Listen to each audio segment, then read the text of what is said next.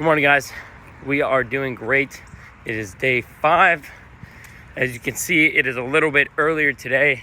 It's because we are going back to work and we don't have time to sleep in those extra hours that I have been. The leg is feeling a little bit better every day, so no complaints here. And we are back to routine, which is going to be the topic for today's walk, is finding yourself a routine that helps you get through this program, because you're not going to be able to knock this out just doing things sporadically in any order, okay? You're going to forget something's not going to work out. You got to find a routine.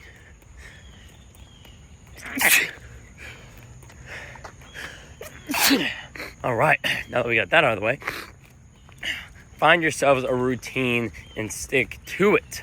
You guys know mine. My theory is to knock out my morning walk, read, etc., get as much done in the morning before I have to go to work and all the other things, because you do not want to let it hit the end of the day and have 2 workouts to do, which you can't do together. They need to be separated, and have all your eating and all your water drinking. You need to have a routine to finish this program, guys. We want you to hit those goals, and it's important to find a routine to align with that. That being said, we're going to go work for a little while today. I'm going to try to get off a little bit early, so I'm trying to go in a little bit early so I can come home and go hit the gym at a decent time. Today is going to be an arm day. Everybody loves arm day, isn't that right? So we're going to get some big ass arms, and we're going to get all juicy looking. We're going to eat a bunch of food today. Only clean shit. You guys know the drill. And we'll be back for some reading. All right, guys. Today we're going to be talking about a lot of stuff, really. Let's jump right into it. So we're going to be going through right now finding your why. That's going to change multiple times. You're going to have to reevaluate that, and we're going to go into just how you do that right here by your next 5 moves. Patrick Bet-David, go get this book. I'm only giving you little snippets. Please go buy this yourself and read it. This is an excellent book for 75 hard. So you're talking about there's different levels, right? Your why for wanting to be successful can be off pure survival. You need the money to keep living. That's what you need to do. That's why you're working, right? Status. People can also want things because of status, often the second level, right? They want to be able to talk about having this or that, but this is really all about keeping up with the Joneses. This is not really important stuff. When most people reach this level, they slow down and settle. Some people are okay right there. Other people are looking for freedom. They want financial freedom. They want to make enough money. They want to do this or that so they can be free and have time to go vacation, do this, that, or other. But the ultimate way, and what drives people to become big time CEOs, entrepreneurs, anyone who you hear about, essentially, anyone who is important, is driven by purpose, right? That may come later. These are people who are worried about making history, helping others, impacting people, and making change, right? If you want to make a big impact, it will only happen if you're willing to sit down and ask yourself some important questions about life. It's all about finding who you are. You can't help people unless you know who you are.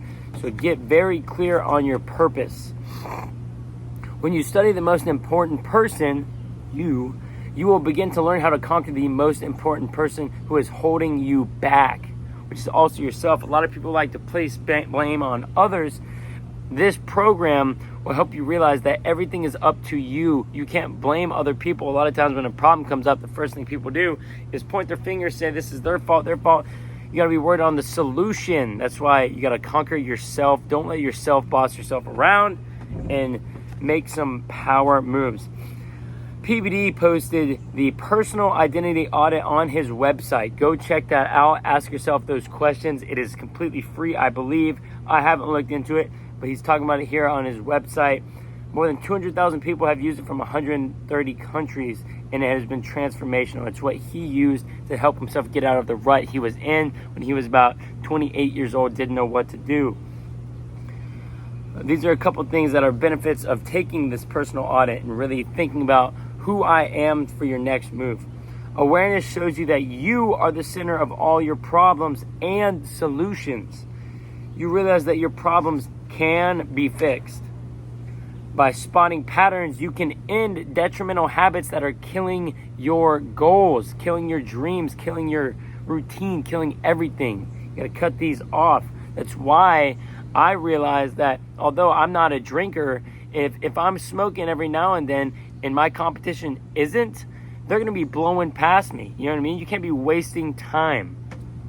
Your anger at others dies out once you see that no one but you controls your fate.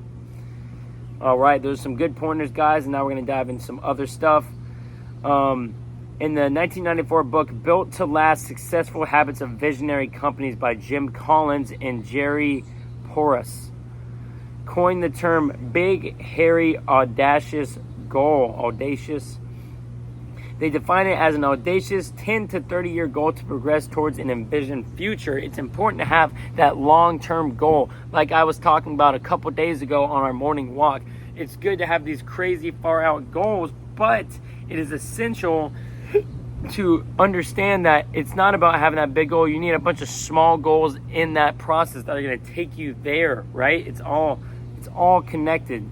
You have to learn how to translate the big, hairy, audacious goal into your next moves, and more importantly, to understand the sequence of those moves against the backdrop of a new awareness about your audience, right? You need to be aware of your audience. I'm not going to go try and get a job and tell people, oh, I want to be an entrepreneur and I want to own this huge company and stuff like that, because I'm probably going to have to work for somebody else before that process. They're going to be like, why am I going to put this guy on? This guy sounds crazy. You know what I mean? Like, he's talking about starting his own company. Why do I want him in my company? Like, it doesn't make sense, right? So you need to understand your audience, right? I'm still working on that, obviously. Here's a little quote for you. Money is only a tool. It will take you wherever you wish, but it will not replace you as the driver. It is still up to you to control where you're going. You can put your money in the right places, but it is up to you to be putting it there. It won't do it by itself.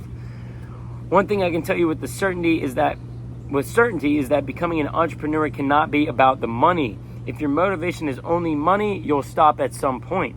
Your reason has to go beyond wealth. The ones who keep fighting are driven by something much bigger than just money. Find yourselves a purpose bigger than money, bigger than yourself, and start working towards that. I want to help as many people as possible. That's why I'm starting here with you guys. I know I'm only getting like 20 views on my videos, but the goal is millions. I want to help as many people as freaking possible. All right, guys, go be great. And boom, you guys talking to me or that tricep? Hello. What's going on, guys? We are back in the kitchen. We are going to have a very complex meal today. It's going to consist of ground beef and the sweet potato mash that we made yesterday and green beans. So we are keeping it simple today. If you guys don't know how to cook ground beef, you're behind the curve. But I'm going to show you guys anyways, since it's all I'll be eating today. So I promised kitchen content every day. So you guys are going to get it. It is that simple. And so we're going to keep it that fucking simple. So as you guys could see, I put that chosen avocado oil in the pan. We got the pan heating up right now.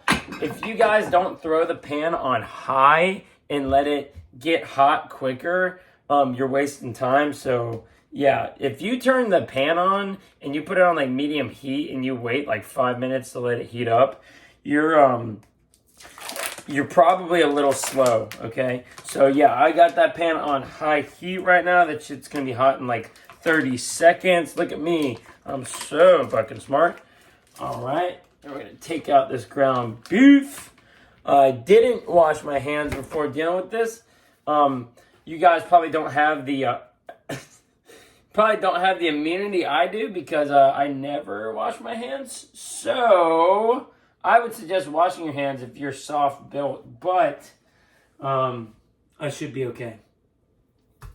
All right. I wish it would have sizzled when it went in the pan. That probably would have been a little bit better, but Oh, there comes the sizzle. All right, yep, the heat is picking up now. So give me 1 second. Let me clean up these hands. All right, it's just beef, so don't gotta use soap, right? That's how it works, right? So you're gonna take this bad boy right here. You know, this old guy, I'm a big wooden spoon guy, you know. That's how, you know, that's just how we do it here in this house. You know, ground that shit up. Oh, look at me. Come on. You chop that shit up. Get it all nice and loosey-goosey. Bada bing, bada boom. Let's grab a little bit of Himalayan pink salt. Salt that shit up. And this is going to be about 1.5 pounds of ground beef. So this will be 3 meals. So, boom, just like that, we already got 3 meals prepped for the day. I'm going to bring the rest of this beef and some sweet potato mash to work, so that way I'll have 2 meals at work. I'm talking about a meal, then getting lunch somewhere where I'm not going to eat any bullshit, still going to be clean food, and then I'm going to eat another meal after lunch. I'm eating about every 2 hours. If you're trying to get jacked and you don't follow anybody else, that's what you need to be doing, okay? You need to be eating every 2 hours.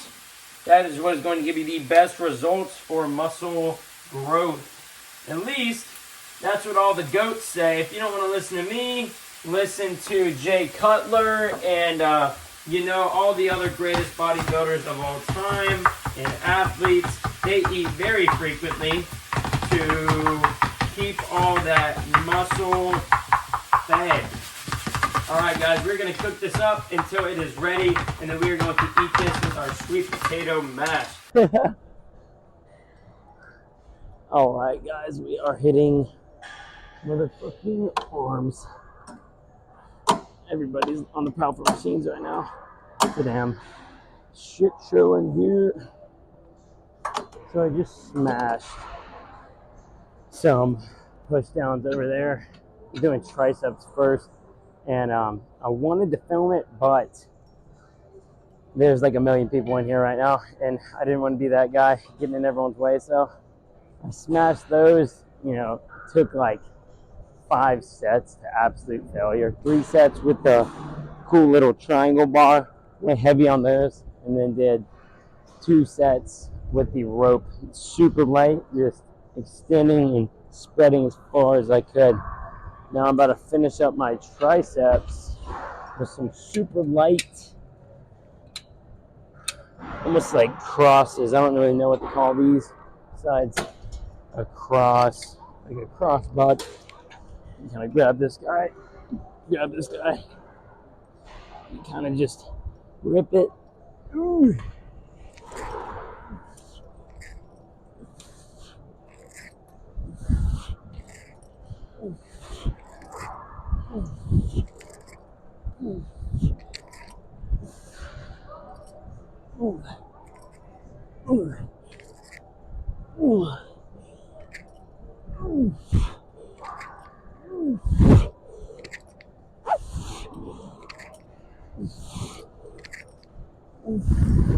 Alright.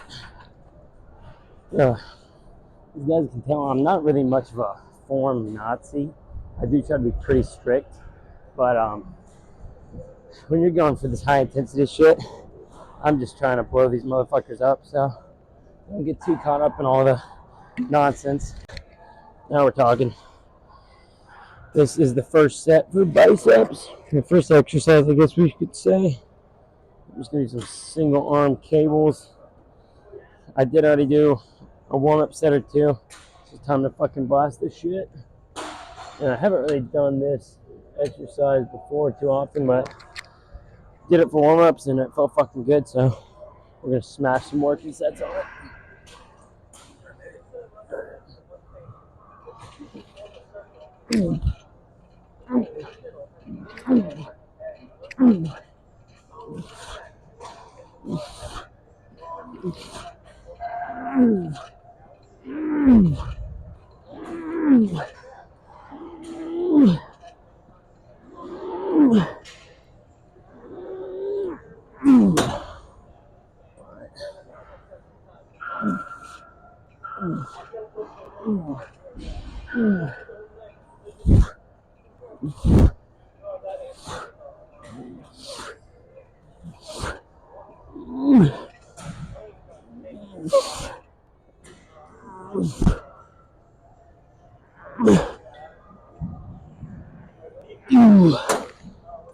Oh, shit is feeling money today. These extra carbs are fucking paying off. I'm doing some apple juice. Not no concentrate bullshit. This is 100% good stuff. Y'all know my bougie ass. Nothing but the goods. Get a fat ass pump.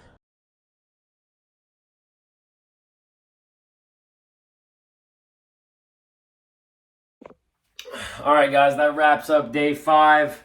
Arms were destroyed in the gym. We are feeling tired. I got a phone call from a buddy of mine. Shout out John Kerry. And yeah, that's why I'm not doing this in my car as usual. But I downed my post-workout shake. You guys know the drill. 50 grams carbs, 15 grams protein. Same shit, different day. 10 working sets triceps, 10 working sets biceps. We did a little bit of abs and called it a freaking day. I appreciate you guys watching. Get with the program. Get your buddies with the program and keep killing it, guys. I will see y'all tomorrow for day 6.